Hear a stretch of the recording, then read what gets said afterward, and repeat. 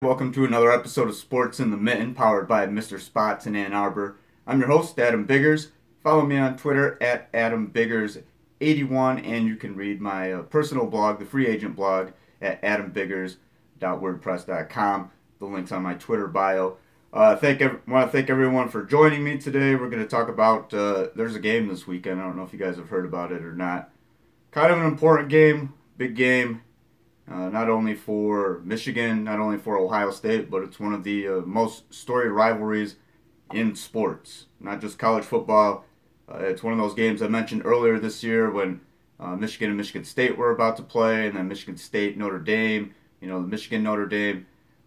It's more than just a regional rivalry. This is one of the rivalries that have kind of been woven into the fabric of college football. I mean, you cannot talk about college football and not mention Bo, Woody, the 10-year war, Michigan versus Ohio State. It's impossible. So not only is this a huge game for Michigan and Michigan fans and Ohio State fans, it's a big game for the Big Ten, but it's just one of those big games for college football. Everybody's looking forward to it. So I'll get into my, get into more of a preview. We'll talk about some players.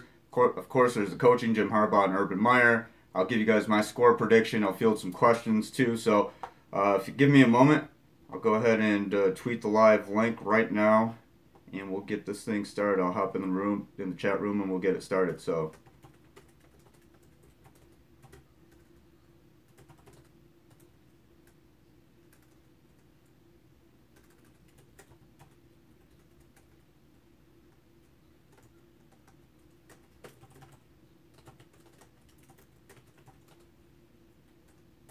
And I think while we're at it, because this will be the final podcast before Thanksgiving, so I guess we could talk about some of our favorite Thanksgiving foods too. You guys know, if you watch or listen to the podcast enough, you know that I love food. So I'm looking forward to Thanksgiving just because of that.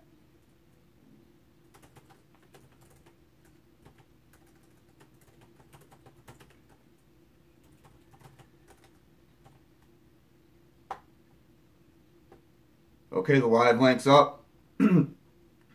Shield City says, all we care about is the Spartans. Okay. DeAndre Wallace says, what do you think about the rumor of about the lifetime deal? I did see that. Brady Quinn. I don't know who Brady Quinn knows. I don't know who he talks to. So I mean, I can't refute it. And I don't think that Brady. I've never thought of Brady Quinn as a guy who would just say things to say things. I don't doubt that he had the conversation that he had. As far as a lifetime deal, Harbaugh in Michigan, I mean, I don't know. I mean, part of me believes that something like that could be possible because I really do believe. I know that a lot of people like to, like right now, if Michigan loses to Ohio State, is Harbaugh gone? I mean, that's a topic of discussion right now. Anytime an NFL job, it's always, when is Jim going to leave to the NFL? Which doesn't make a lot of sense to me on a few levels. People are, okay, he's going to leave Michigan because if he's struggling at Michigan. So why would an NFL team, I mean, Harbaugh's a great coach, period. But, I mean, if you're struggling with a college program or not living up to the expectations, but yet, why are you such a hot name in the NFL? I don't get it. I mean, I would think, Urban Meyer, Nick Saban, those kind of guys, Mark D'Antonio, guys who have success every single year and are proven. I just don't get it. It's like, okay, Jim Harbaugh goes 8-4. Well, there's going to be every NFL team clamoring to get this guy. He went 8-4 with the Michigan team. I don't get it. So the Harbaugh to the NFL, anytime I hear that, it's been false. It'll continue to be false. I believe I'll go back to December 30th, 2014, when Jim Harbaugh was introduced as the head coach at Michigan, and he was talking about building a foundation, building a house. He was talking about his children going to school in Ann Arbor. I don't think that was all just friendly PR talk and rah rah go blue. I think that was genuine. I think that Jim Harbaugh really is invested in Michigan emotionally. He's got his family. I think Jim Harbaugh is there for the long haul. What is the long haul though? In college football, those you don't see that all the time. I mean, right now we're UCLA, Tennessee. Jobs just come open.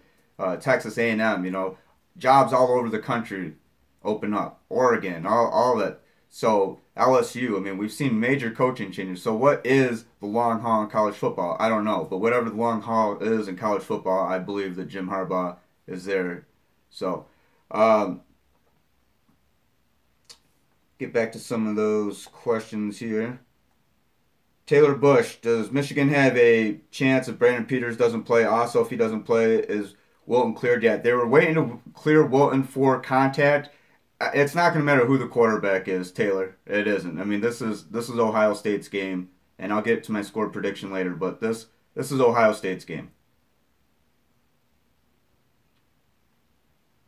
So hopefully, DeAndre, if I answered your question, DeAndre Wallace, what do I think about the rumor lifetime deal? I think it's more possible than Jim Harbaugh leaving for the NFL. I'll say that. I would entertain that as more of a possibility. And again, coming from Brady Quinn isn't a guy that I've ever associated with just throwing out stuff to see how it sticks. He's never come across that way. I actually like Brady Quinn as an analyst. Tim Beck says, Trill City, are you drunk? No, Tim, I think Trill's trying to troll me over. He thinks that I have some kind of control about kids getting offers to certain colleges, I guess. But Trill, I did DM you about Ladarius. I was asked maybe to go down there for Spartan Mag to Ford Field. I think Trill City is upset because kids from Muskegon aren't getting offers from Michigan or something, and somehow, the writers and media and stuff have something to do with kids getting offers. I don't know. Trill City, correct me if I'm wrong, but I think with the Michigan State stuff, I think he's trolling me. Because he said Ladarius got an offer or something. Trill City explained this. Come on. Something about a kid got an offer because I wrote about Michigan State, which had nothing to do with it. So, anyway, DeAndre Wallace says, yeah, in my opinion, he's more of a competitor than that. Just leave like that. Brandon Peters is the first quarterback that he's okay. That was a long one. Yeah, Brandon. Yeah, in essence, I think what you're saying is, yeah, Brandon is the first Harbaugh quarterback. But I would argue that it's Wilton. I mean, he's had 3 years with Wilton. I know that he didn't recruit Wilton, but you guys remember how highly Jim Harbaugh spoke of Wilton Spate, in 2016. I think for not being a quote unquote Harbaugh quarterback, he wasn't recruited. But I think Wilton Spate should be at least considered that. And also consider the fact that, yeah, Brandon was the guy that Jim recruited, but yet it took this long. So I can never discount Wilton Spate. Trill City says nobody has been recruited by Michigan at Muskegon High School since Ronald Johnson. Michigan drunk not offering Ladarius Jefferson, number one player. No Trill City, I can appreciate that you advocate for guys from your area, but I mean it's I don't. I mean, I don't understand. I think like the direction we're talking about Michigan versus Ohio State, man. Come on, this is a different conversation. Chris Hawk says Biggers. I made the Adam Biggers Big Ass University of Michigan football podcast. Appreciate it, Chris. Thanks for joining, man. For Masterfuls, hey man, it's been a little while. At this point, you just want to keep it a close game and come away injury free and ball out in whatever bowl game we get. That's the reality of the rest of the season. For Masterfuls, your logic is always appreciated, and I couldn't agree more. This is a game you hope, if you're Michigan, you at least. I mean, it's not impossible for Michigan to win. It's never impossible. It's not likely. So I agree completely with Four Masterfuls. Play a good game. If it is Brandon Peters starting, I don't think it's going to be Wilton Spade. I think if we do see Wilton, it's going to be in the bowl game. But who knows? Maybe if he's cleared for contact, whoever it is, quarterback, play a good game against Ohio State. Defense, you want to play good, make some plays. If you do that, if you at least just focus on keeping the game within hand and making plays, you might have a chance to win. And I'm not just saying that there's no way on God's green earth that Michigan has it's not 100% Ohio State, but I'm 92% Ohio State. I'll give Michigan 8% chance of beating Ohio State. Chris Hawk says, I'm from Muskegon originally. Terrence was a lot of fun. I actually, guys, at Trill City, this one will be up your alley. I don't know if you pay attention to junior college basketball, but last night I was at Mott Community College. That's where I went, and Mott was actually the first team that I ever covered when I was got my first job at the Flint Journal. So watched them play Muskegon Jayhawks last night, and Muskegon really I like the way they matched up against Mott. Mott usually is always bigger, always faster, and if not bigger, it's just always more skilled and faster. Steve Schmidt gets fantastic players at Mott. Muskegon matched up with them really well. There's a ton of great athletes coming out of the Muskegon area, or there's a ton, maybe not coming out of there. I don't know where they're all going, but there are a lot of really good athletes. I mean, Deontay Davis at Michigan State, for example. I mean, there's all kind. Michigan State football's had several guys from Muskegon since Mark D'Antonio's been there for 11 years. And I think isn't AJ Jimerson from Muskegon? If I'm not mistaken, he wasn't like a superstar or anything for Michigan State, but Muskegon, a lot of talent out there, and their basketball team was a lot of guys from Grand Rapids, but on their roster, but there were a few Muskegon kids. Pretty good basketball. Check it out, Trill City. Frank Lucas can play Saturday. Nothing conclusive, guys. I haven't heard anything that could verify that, other than that they were. Harbaugh did say during his Monday press conference that they were going to evaluate and see if he could be cleared for contact. He's been practicing, just no contact. Steven Danasek says, I think if John has to start, we'll see an offense like what Purdue showed us with the misdirection and trickeration. Of course, they'll run the power stuff, but there'll still be a lot to keep the defense on their heels. Harbaugh the GOAT says, Peters is leading us to victory. Deal with it. Just kidding. We were going to get killed. I was going to say Harbaugh the GOAT. I got to applaud your optimism there. But then said, just kidding. We were going to get killed. Hey, I mean, at least you can face the reality of it. I mean, you have to be real with yourself. And Ohio State's just at a different level. I mean, J.K. Dobbins, 1,000-yard rusher.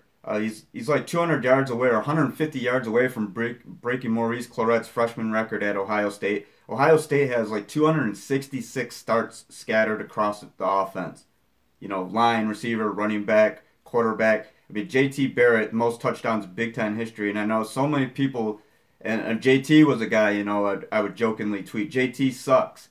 Yeah, JT was short. He was, I'll say that. But JT doesn't suck. And he's shown that this year. JT Barrett's had one hell of a senior year, fifth-year senior. So, I mean, look at all these starts scattered across the line. Look at all these Johnny Dixon, wide receiver. You got Mike Weber, also running back. I mean, they're just insanely talented on offense. 68 plays of 20 or more yards this year. I mean, it's just 8-1 when scoring first. I wrote about this on my free agent blog.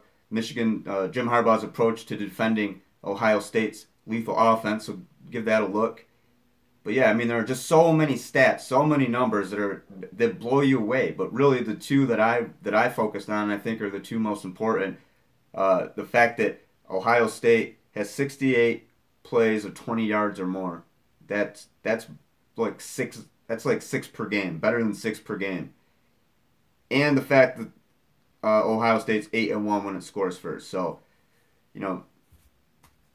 that's 77% in the red zone too, which isn't bad. It's not even like one of the top 4 or 5 percentages in the Big Ten. But this is why Ohio State doesn't need to get in the red zone to increase its chances of scoring. Ohio State will score from 50, 60 yards out, 82 yards out. Mike Weber did that against Michigan State. I mean, they can put the ball in the end zone from anywhere. So that's the reality of the situation. Trill City says, back to Ohio State, but L'Jarius Jefferson got an offer from MSU 2 days after I put him on Adam Bigger's radar. My bad. I think I'm wrong, but now I followed a lot of MSU coaches, so I think I put that. Yeah, I mean, credit that to yourself, Trill City. I didn't have. Congratulations to L'Jarius Jefferson. He's out of Muskegon. He's actually the MLive High School Player of the Year. I had nothing to do with him getting an offer to Michigan State. If Trill City, I guarantee you had much more to do with that than I did. I did watch his highlights. I did retweet them and everything. This kid can play. Check him out, guys. If you're out there, L'Jarius Jefferson, look him up on YouTube or the Huddle, highlights, Trill City, tweet him. Trill City, feel free to put the link in here. Really good player. Dual threat. At first, I was watching his highlights, and it's just all rushing touchdowns. In the second half of them, you can see him put his arm on display, and this kid's got a really good arm. But I had nothing to do with him getting an offer, and nor will I ever. Chris Hawk says, here's the thing, Michigan is going to lose, but they always play Ohio State tough. It'll be closer than Penn State, but still lose by 2 touchdowns. Yeah, I think it'll be, Chris, I said this earlier that it was Monday, somewhere between what Ohio State did to Michigan State and somewhere between what Penn State did to Michigan. That's what I'm expecting. I do think that Ohio State's going to cruise and 2 touchdowns, I mean, maybe 3 touchdowns.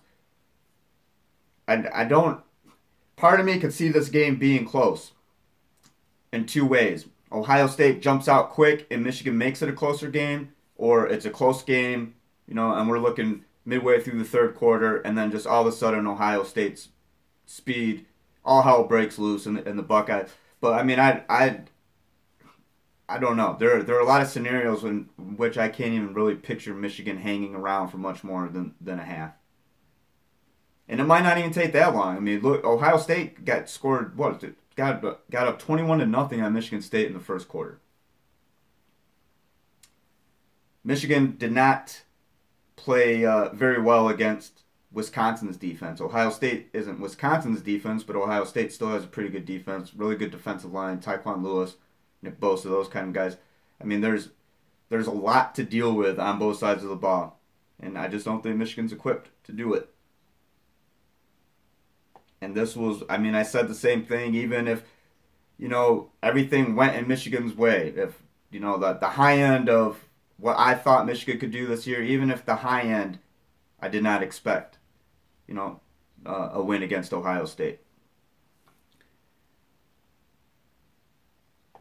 Kyle Prang says, between Peters and Spate, both banged up. If I had to choose between the two, I would take Spate over him. I don't know why everyone hated Spate. He was a good quarterback. Thanks, Kyle. I mean, I couldn't agree with you more, man. And it was funny. I saw a lot of tweets, too, because Michigan does not stretch the field. Michigan doesn't have a vertical attack. Wilton Spate provided that. We saw that last year. A lot of people are asking, well, why aren't they throwing the ball downfield as much? Well, there's a couple reasons. I mean, Tariq Black being out, he was a top threat. Last year, you had Amara Darboh and J.U. Chesson, so that helped. And, Jake Butt, he wasn't necessarily a downfield guy, but he could do a little bit of both. But, I mean, with Amara and J.U., really good offensive line. They had 3 all Big Ten starters, and Wilton Spate was just allowed to throw the ball to him, and that worked well. I think I really don't know if Wilton's going to play Saturday, but I do think that Wilton gives Michigan's offense the best of both worlds. Wilton's mobile enough to avoid sacks. I mean, it's not like John O'Corn specializes in that. Excuse me. But Wilton does have a good arm. Brandon's got a good arm too. Brandon throws a really nice ball. Wilton just seems he can just chuck it down there. I don't know. There's just something about it. I don't see the deep ball threat with Brandon right now, and I don't know if that's partly because I think it is partly because they're not asking him to do that. And secondly, maybe he's just not confident with it. I don't know. The play calling doesn't suggest that they're confident in Brandon Peters throwing the ball deep. Trill City says, thanks at Chris Hawk. We need more people from West Michigan, like Drake Harris representing Michigan. They show no love. But James Franklin and Nick Saban has. Drake Harris was committed to Michigan State to play basketball. Trill City. I mean, I'm sure you're... Muskegon Mona Shores and Big Reds are same system.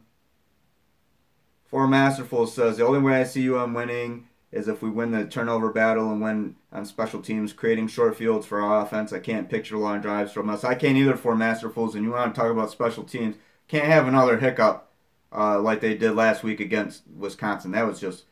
If you're a special teams coordinator, that's a play that you're embarrassed about. Like, what happened? Everybody just fell asleep.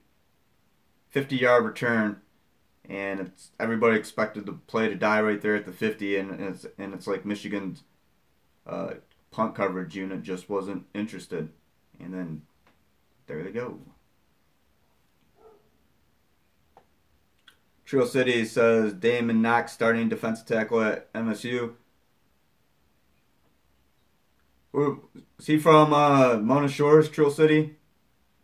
Ethan Lajenas. Let me know if I butchered that. Ohio State has a below average pass defense. Will the quarterback, hopefully Peters, have to air it out more often? I mean, Ethan, I don't think that's going to happen regardless. I mean, they're air it out. Michigan can't air it out. Trill City says he wants Spate. Harbaugh the GOAT. We won't be able to stop their offense, and that's the reality. That's as good as Michigan's defense is, and it is. It is definitely, it's top 10 statistically in the country. Ohio State's offense just has too much. And again, when I cite 68 plays of 20 or more yards, I was asking Jim Harbaugh on the conference call yesterday, how do you defend that? Pretty much, and he said it's a balance. I mean, you can't, if you focus too much on the pass, you're going to get burned by the run. You focus too much on the run, you're going to get burned by the pass. And make no mistake, JT Barrett can throw the ball. He's not just a running quarterback. And I think that this year he's shown that a lot. He's 5 or more receivers this year, 300 yards plus. They got a 1,000-yard rusher. Mike Weber's not far behind. I think he's like 600 and some, 700 and some. He's had a pretty good year. It's just boom, boom, boom, one after another. And again, 266 starts on the offense. I'm not going to tally Michigan's by hand, but I mean, Patrick Kugler's a fifth-year senior. He doesn't have a ton of stuff. This is his first year as a starter. Mason Cole, he started every year. He's a 4-year starter. Ben Bredesen started last year. They've rotated a little bit at right tackle and right guard. So, I mean, not a ton of experience there. Running back Chris Evans started last year a little bit, but you guys get what I'm saying. I mean, you just don't have those mass amounts of starts, and that helps. The experience helps. Experience in Ohio State, Michigan, because I think what happens too, if you're experienced with it, you can't let your emotions get the best of you. This is a game, you don't want a costly, unsportsmanlike penalty. You don't want to just give away yards because you can't keep you can't keep your wits about you. And this is a big test. I mean, it's easy for us to watch and say, oh, imagine being on the field and, you're just bred, especially if you're a Michigan or Ohio guy, and you're just bred to know that these two schools hate each other, and you're going to tell me that it's going to be easy for you to control yourself. So I think you have to really tip your cap to players who are able to do that, because I probably wouldn't be able to control myself in an environment like that. It gets heated, and again, this is one of those games that, this is why I love college football. Rivalry games like this. For Masterful says, very disappointed in our wide receiver core coming out of camp. Everyone was praising them, saying they were bright spots. Who knew the defensive backs would end up being better? That's true. A lot of questions were, young corners, but DPJ, Tariq Black, they're going to Kakoa Crawford. I mean, Kakoa Crawford came out of camp as the number 1 wide receiver. And then, we saw DPJ. I like DPJ. I just think the circumstances this year, it is what it is, And then with Tariq Black, I thought Tariq was going to have a pretty big year. I actually like Tariq a little bit better as that downfield receiver more than DPJ. But I looked at both of them and was like, okay, these guys, the way things could have gone those first couple weeks, maybe some progress. Hey, Tariq and DPJ end up becoming really big targets for Wilton. And, none of that materialized because of injuries, inconsistencies. Chris Hawks says, I made peace with this season. Michigan didn't come to play competitive football. They played 12 live-action scrimmages and prep for next year. Trill City says, we need to run and punt, get this game over with. We don't need them putting up over 40. They average like 46 per game and like 546 yards, 550 yards per game. It's just ridiculous. Chris Carter says, regretfully speaking, Ohio State will exploit our defense. Too many weapons. If I see McCray and J.K. Dobbins, I'm going to slap Don Brown myself. We need to play more zone. Fort Masterful says, if I see a McDoom fade route, I'm turning it off. Chris Carter says, you're right, play more zone, and McDoom will need to play defense. Chris Hawk says, I think the chances of Wilton playing this week, not good, even if he technically could play. Save him for the bowl game and next year. And that's probably the most logical step. Because, I mean, what difference does it make right now, I think? Other than, I mean, yeah, it's a win over Ohio State, and that is huge. I can't discount that. But on paper, 9-3 or 8-4. I mean, it's not really going to change your bowl destination a whole lot. Being fourth place in the Big Ten East, you're going to be locked into, something like Outback, Pinstripe, probably, like a Pinstripe Bowl, something like that. Trill City says McDoom is a Wildcat player, but if he was at Ohio, he would be playing defensive back Viper. I don't know about that. Eddie McDoom is a Viper. I mean, I could see defensive back. A lot of wide receivers could swap, but I mean, as a Viper, I mean, Eddie's not a huge guy. He's not someone who's gonna go just lay a hit on somebody. Kyle Praying says Metellus and Gary are key. We need Gary to keep the edge and get a good rush, and Metellus has to step up in coverage. Been rough lately. Yeah, Josh has had his ups and downs this year. He has. I really like him. I think Josh is going to be a really good player at Michigan. But yeah, he has had his ups and downs. Tyree's had his ups and downs a little bit. Josh's have been more visible.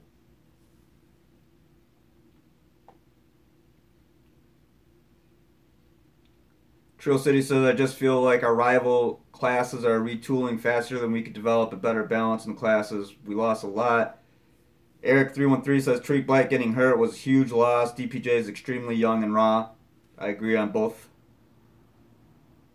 Trill City is a true Spartans are the third youngest team. Yeah, something like that. I mean, they're young too. They have how many? Couple of return. I don't know. I'm trying to think, man.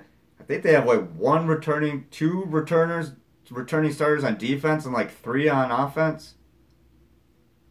And this is Brian Lewerke's first full year as a starter.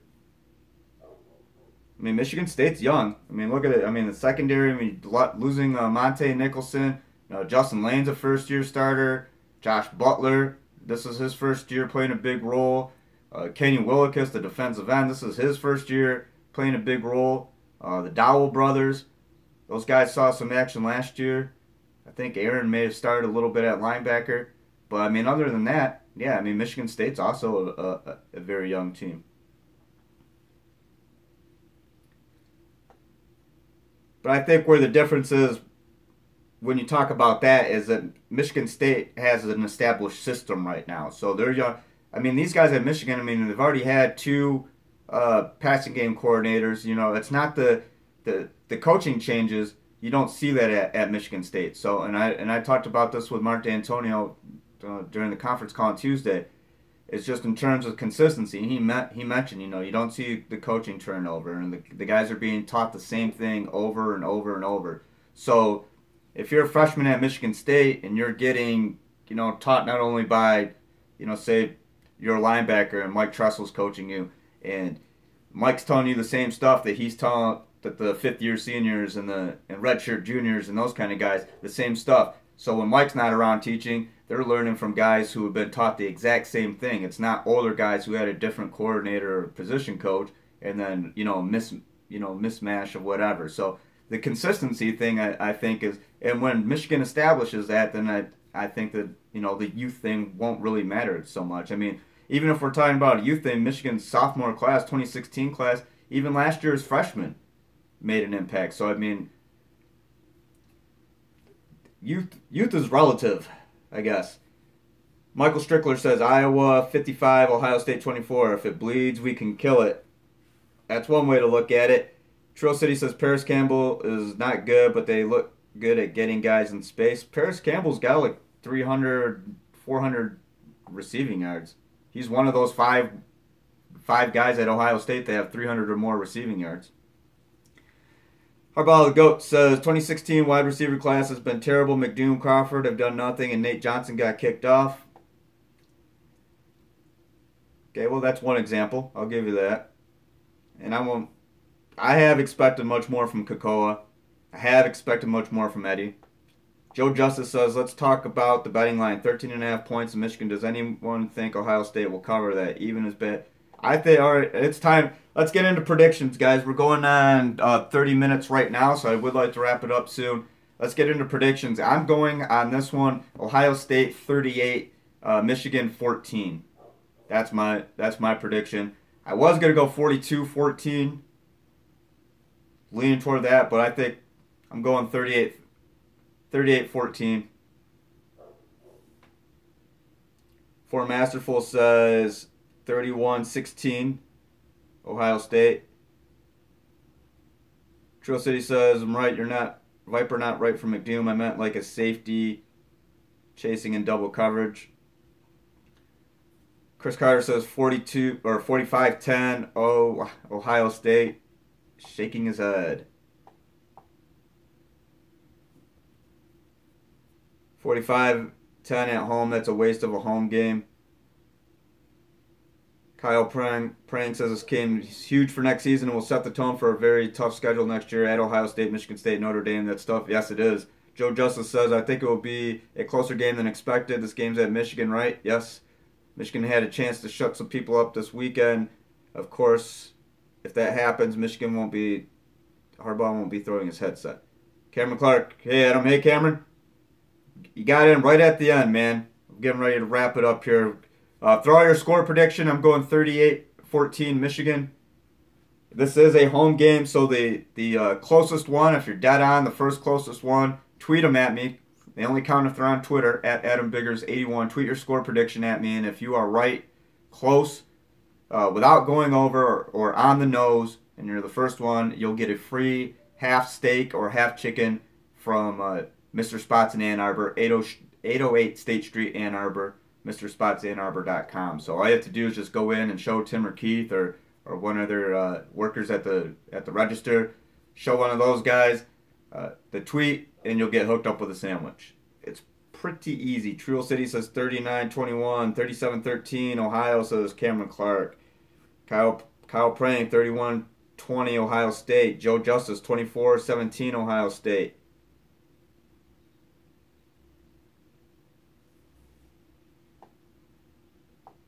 For Masterful says, I would hope that Brown adjusts and doesn't blitz as much. It plays into JT's strength. When Iowa played zone and made him make throws is where he was dreadful. Adam Walney says 38-13 Ohio State. Any other predictions, guys?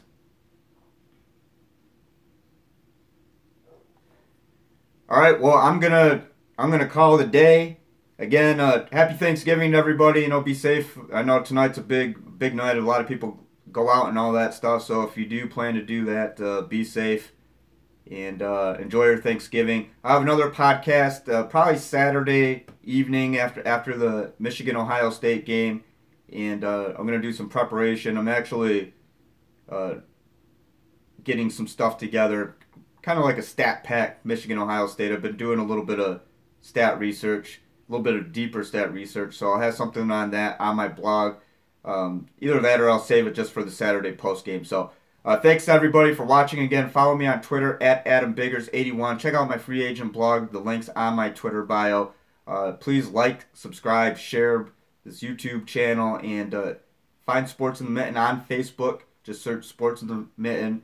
Give it a like. I post a podcast and stuff there, and on Twitter at Mitten Sports MI. But most of it's just I kind of I like to spread it out a little bit, but you'll always be able to find it on my Twitter at AdamBiggers81. So again, thanks for watching, everybody. Have a good Thanksgiving weekend, and eat a lot of food, watch a lot of football. I'll talk to you guys later.